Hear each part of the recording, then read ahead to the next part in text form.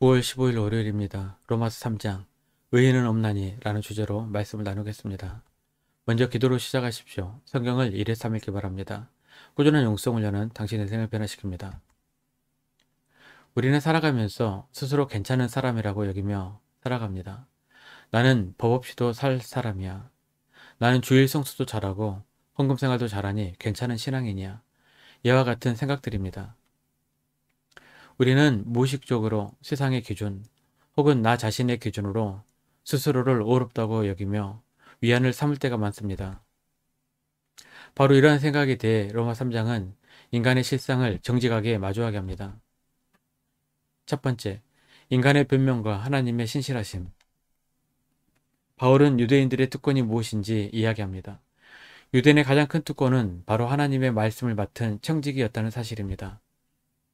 세상이 어둠 속에서 길을 잃고 헤맬 때 그들은 창조주 하나님의 뜻과 약속이 담긴 말씀을 받았습니다. 이것은 엄청난 영광이요 축복이었습니다. 이것이 얼마나 큰 특권인지 우리는 종종 잊고 살아갑니다.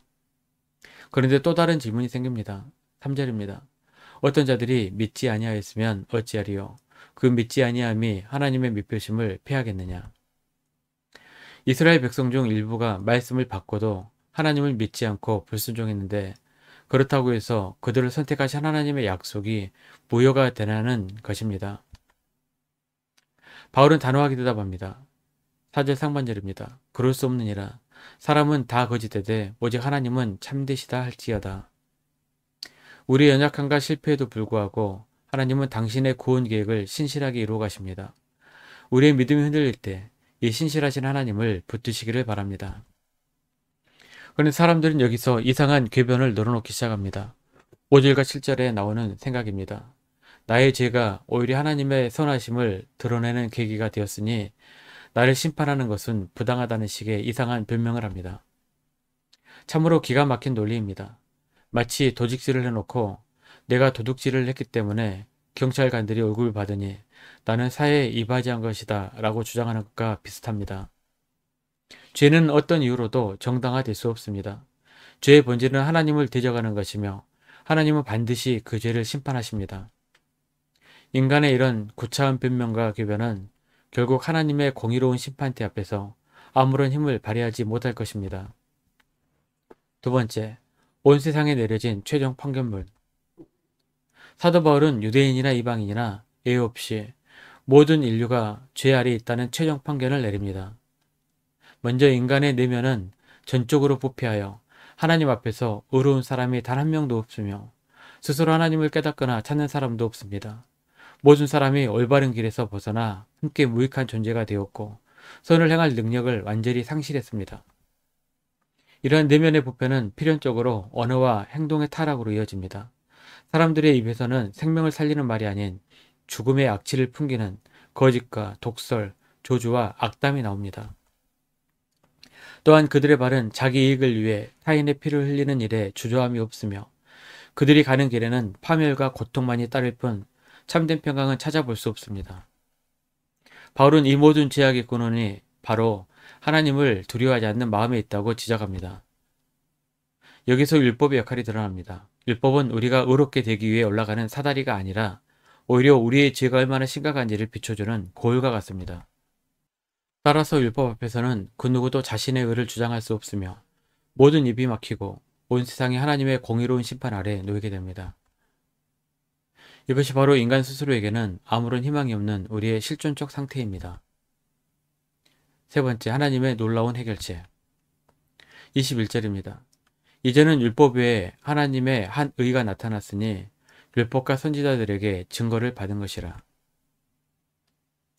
인간의 힘으로는 의에 이룰 수 없다는 완전한 절망 속에서 하나님께서 직접 길을 여셨습니다. 하나님의 한 의가 나타났습니다.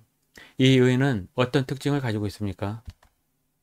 첫째, 이 의는 율법 외에 나타났습니다. 우리의 행위나 노력, 공로와는 전혀 상관없는 길입니다. 우리가 율법 조항을 얼마나 잘 지켰느냐로 평가받는 의가 아닙니다. 둘째, 이 의는 예수 그리스도를 믿음으로 얻는 의입니다. 22절입니다.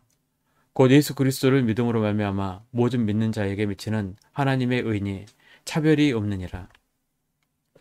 하나님이 마련하신 의는 바로 예수 그리스도 그분이십니다. 그리고 우리는 그분을 믿음이라는 손으로 받기만 하면 됩니다. 여기에는 어떤 차별도 없습니다.